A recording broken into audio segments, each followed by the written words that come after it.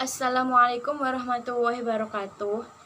Kami dari kelompok 6 yang akan menerangkan tentang tenaga pendidik dan kependidikan. Di sini ada saya Ika Nurul Nafisatur Rahmah, NIM 18031060045, dan juga ada teman saya Sonia Karimatul Wahyuni, NIM 18031060045, dan juga Mbak Nilna Syifyana Nafis, NIM 18031060045.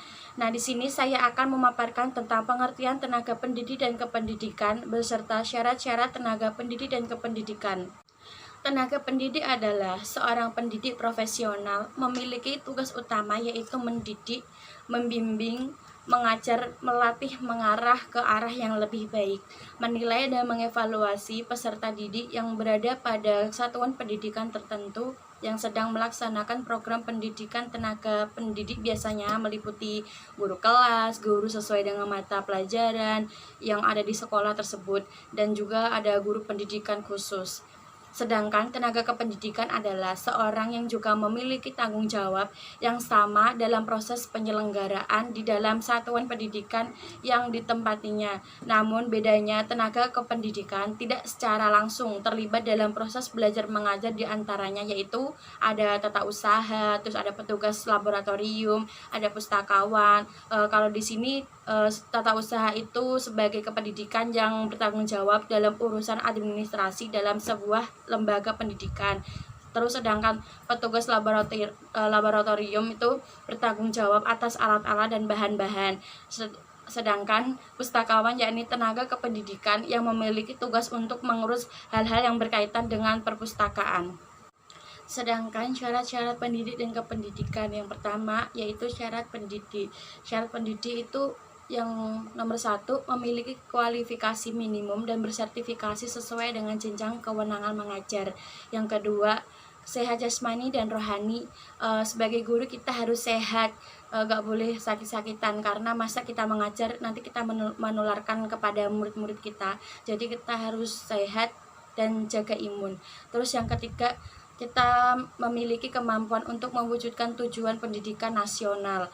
Terus selanjutnya syarat kependidikan. Syarat kependidikan ini terdiri dari yang pertama pengelola, yang kedua peneliti dan pengembang kurikulum, yang ketiga pengawas dan supervisor, yang keempat teksi pembelajaran, laboratorium, pustakawan, pusat sumber belajar. Oke, selanjutnya akan diteruskan oleh Mbak Sonia. Assalamualaikum warahmatullahi wabarakatuh. Saya Sonia Karimatul Wahyuni, NIM 18031060046, akan melanjutkan presentasi dari pemakalah sebelumnya. Di sini saya akan membahas mengenai perencanaan tenaga pendidik dan kependidikan. Dalam proses manajemen tenaga kependidikan dibutuhkan manajemen personel. Yang dimaksud dengan manajemen personel di sini adalah segenap proses penataan yang berkaitan dengan masalah memperoleh dan menggunakan tenaga kerja untuk tercapainya tujuan sekolah yang telah ditentukan sebelumnya. Selanjutnya, yang dimaksud dengan segenap proses penataan adalah semua proses yang meliputi perencanaan, rekrutmen, dan seleksi. Perencanaan adalah merencanakan tenaga kerja secara efektif dan efisien agar sesuai dengan kebutuhan perusahaan dalam membantu terwujudnya tujuan dari perusahaan tersebut. Perencanaan dilakukan dengan menetapkan program kepegawaian. Program kepegawaian meliputi pengorganisasian, pengarahan, pengendalian, pengadaan, pengembangan, kompensasi, pengintegrasian, pemeliharaan, kedisiplinan, dan pemberhentian pegawai. Penyusunan rencana personalia yang baik dan tepat pastinya memerlukan informasi yang lengkap dan jelas tentang pekerjaan atau tugas yang harus dilakukan dalam organisasi tersebut. Informasi ini sangat amat membantu dalam proses menentukan jumlah pegawai yang diperlukan oleh sebuah perusahaan, juga untuk menghasilkan job pekerjaan. Yang selanjutnya adalah rekrutmen. Rekrutmen atau penerimaan tenaga kependidikan merupakan kegiatan untuk memenuhi kebutuhan tenaga kependidikan pada lembaga pendidikan yang bersangkutan, baik jumlah maupun kualitasnya.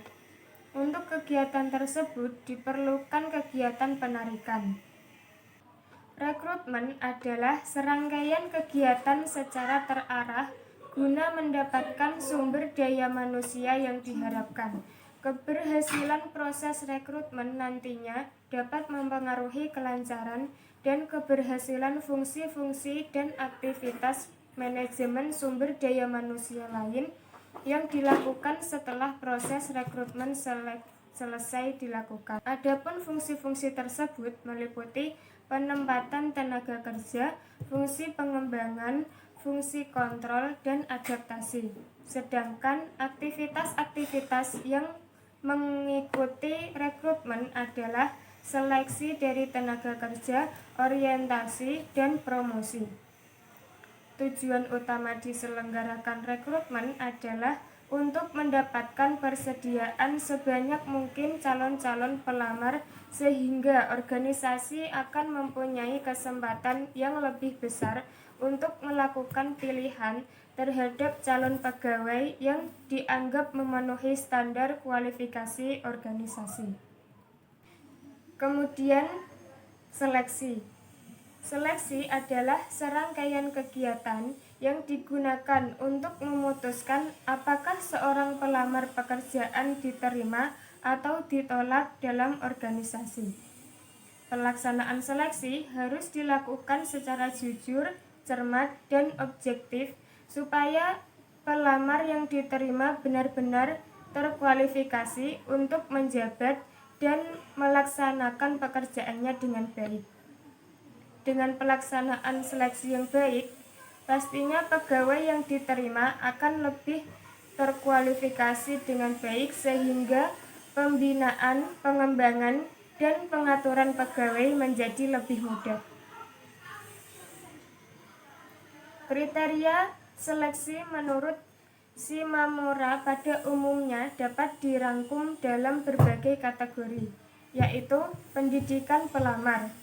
Semakin tinggi tingkat pendidikan seseorang, maka banyak peluang ia diterima dalam organisasi tersebut. Kemudian pengalaman kerja dari pelamar. Kemudian tes mengenai hal-hal yang berhubungan dengan kerja. Kemudian pusat pelatihan. Biasanya seorang pelamar akan diberikan pelatihan mengenai apa yang akan dikerjakan nanti. Jika melalui pelatihan tersebut pelamar mengalami perkembangan dalam kemampuan bekerjanya, maka kesempatan pelamar tersebut akan diterima semakin tinggi. Yang selanjutnya, biodata pelamar dan referensi. Sedangkan langkah-langkah dalam seleksi yaitu meliputi yang pertama, seleksi surat-surat lamaran, kedua, pengisian belangko lamaran, ketiga, pemeriksaan referensi, keempat, wawancara pendahuluan, kelima, tes penerimaan, keenam, tes psikologi, ketujuh, tes kesehatan, delapan, wawancara akhir atasan langsung, dan kesembilan, memutuskan diterima atau ditolaknya seorang pelamar. Yang terakhir adalah penempatan karyawan yang sesuai dengan kemampuannya.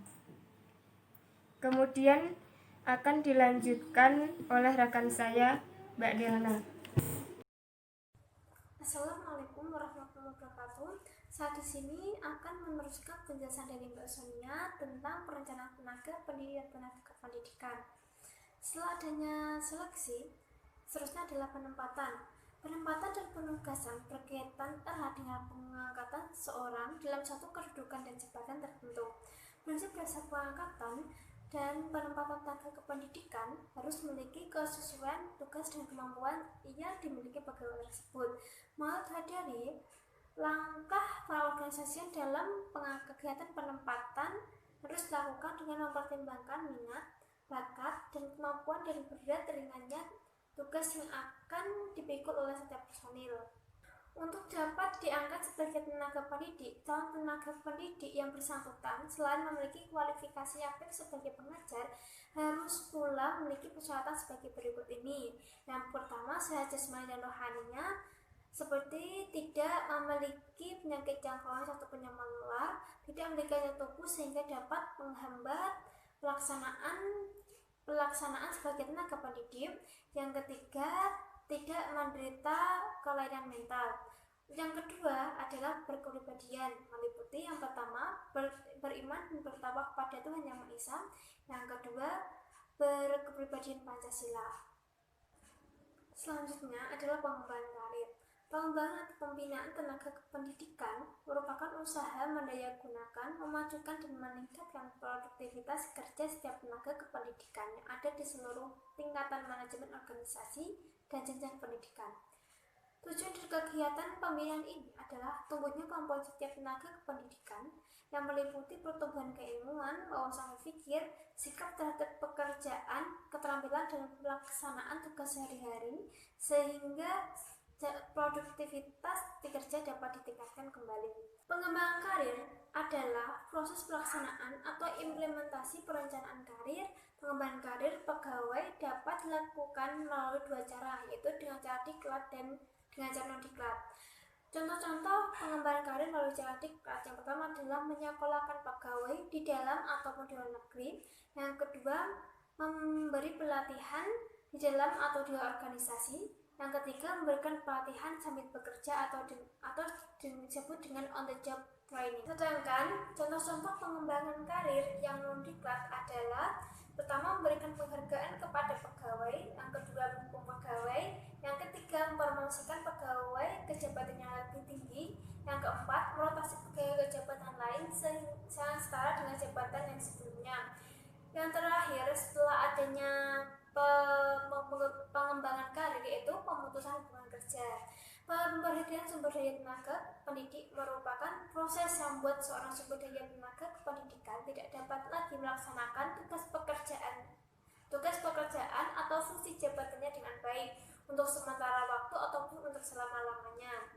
Banyak alasan yang menyebabkan seorang tenaga kependidikan berhenti dipekerjakan. Datanya yang pertama, karena permintaan sendiri. Yang kedua, mencapai batas usia pensiunan menurut ketentuan yang berlaku bagi pegawai negeri. Yang ketiga, adanya penyederhanaan organisasi sehingga menyebabkan adanya penyederhanaan tugas di suatu pihak. Yang keempat, pegawai yang bersangkutan melakukan penyelewengan. Yang keempat, pegawai bersangkutan melakukan penyelewengan atau tindak pidana. Yang kelima, pegawai bersangkutan tidak cukup cakap jasmani dan rohaninya. Yang keenam, karena meninggalkan tugas dalam jangka waktu tertentu sebagai pelanggaran atau ketentuan yang berlaku. Yang ketujuh, karena meninggal dunia atau karena hilang sebagaimana dinyatakan oleh pejabat yang berwenang. Terima kasih. Assalamualaikum warahmatullahi wabarakatuh.